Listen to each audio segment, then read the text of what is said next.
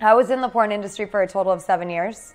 I had left at one point and then got involved with a pimp, and then he got me back into the industry for another 3.5 years, so it was a total of 7. I mean, a pimp basically preys on the vulnerable.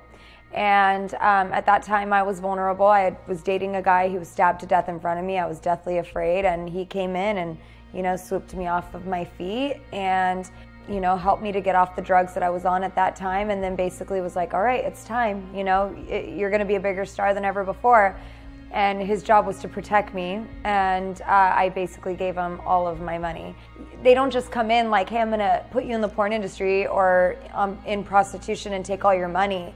They're coming in like for a relationship with you, right? And so they make you feel like you're somehow, like you feel accepted, you feel validated being with them.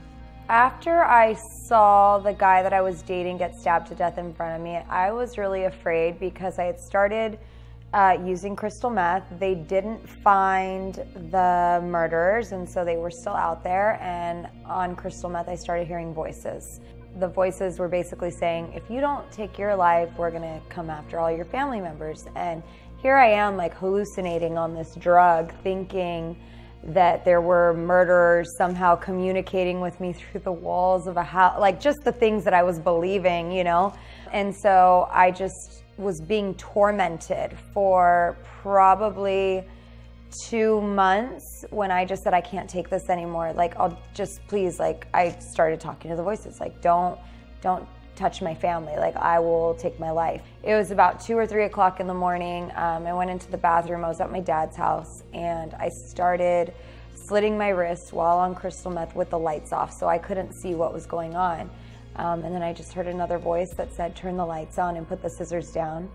And that voice spoke again, turn the lights on and put the scissors down. And that voice just brought me like peace and strength in that moment, that I did exactly what it said. I turned the lights on, I put the scissors down, and when I turned the lights on, I was dripping blood. And I know that had I not heard that other voice, I would have committed suicide that night. And how sad that my dad or my brother or sister would have found me on the floor bleeding to death. It was really heartbreaking. I believe it was in 2019.